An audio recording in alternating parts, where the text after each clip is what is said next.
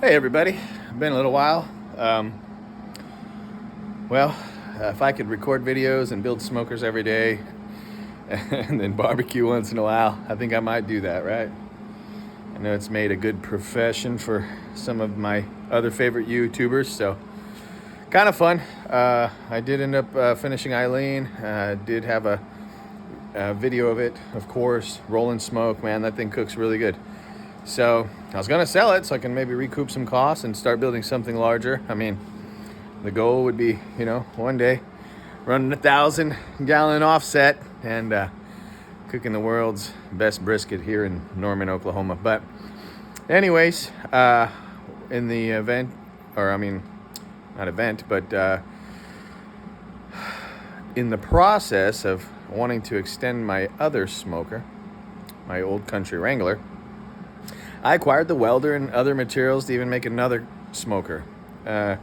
Bradley Robinson from Chud's Barbecue has inspired this, and so that's what I'm getting together on. I didn't know if I'd record this one or kind of just give you some of my little tidbits along the way.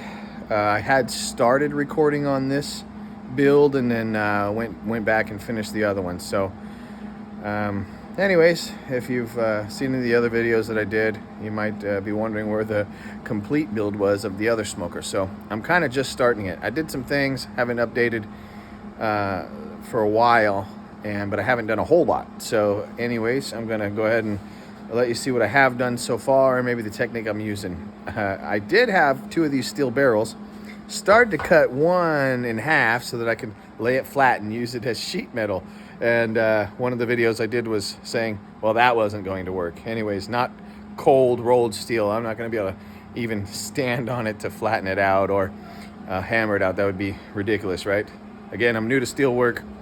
But so what I did have was a piece of that barrel, almost the size of the door I was going to cut anyways. So instead of using some flat bar to make a door frame, I ended up actually cutting this piece out. So my door frame, instead of being fat bar, is actually going to be one whole, already shaped piece of 1/8-inch steel that came off another barrel. So I'll show you what that frame of my door looks like, how far I am in the welds. My welding has gotten better at some points, but at others, you can see where I still boogered her up or get impatient. But I am going to clean this all up and paint it all black also, and hopefully maybe sell this one as more of a professionally made or professional grade quality, all painted and ready to go. So anyways, here it is. Here's the smoker I'm doing. Got the casters on there. One of the things I had done wrong before was welded it so my door wasn't going to sit right, so I ended up having to cut the legs off, shifting it so that my door would be on the opposite side of this original seam for the tube. You can see inside that seam there, and of course all along the outside. So the way I had the barrel sitting was I accidentally had that seam more up here, and that means the door would have been this way. So anyways, I cut it off, rolled it back this way, and then made my door this side because I had already cut that slice in the door up there. It was kind of messed up. So anyways, I am now got it up on the casters, on the frame. I got this door here. I chose to go ahead and clamp it down, and I even strapped it down on that side because I had already welded on this end.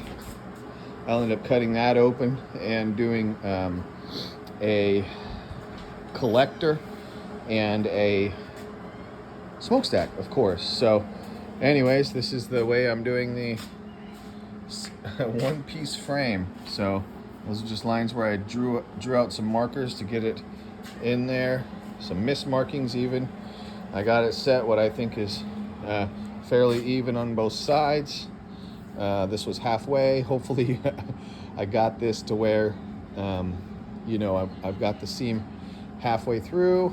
So we'll see. I ended up welding a couple parts of the door closed on the inside, here and here, here and here, up in, here's what I mean, to hold it in place, hopefully. So what I'll do is I'll go back in and I'll pull them welds off once I believe the door's set, and hopefully I won't have too much warping. So that was my plan with that. And then again, here's my materials. I'm definitely going to be working on a couple great ideas, maybe that whole square box, and then I'm actually going to double wall it. Here's where I had cut that piece out that I said I wanted to try to flatten this out.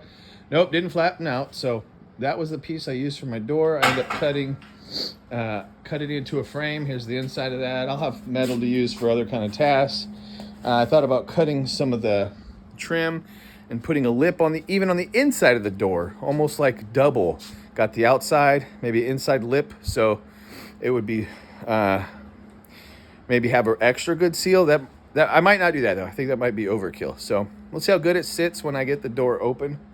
But I'm thinking about cutting this to cutting a 24-inch piece out, putting cinching this in, back in, kind of maybe put a strap on it, bring it almost back to a circle, and then build around it a square firebox and have this be the bottom of my firebox, and then potentially insulate between the square part and that round part. So anyways, got some grandiose ideas. We'll see.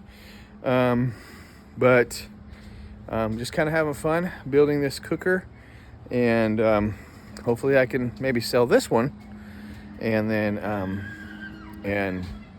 keep moving forward. Maybe again, my main goal is to have a big enough one to cook for events or cater and stuff like that. So yeah, anyways, thanks for watching, and I'll keep you updated.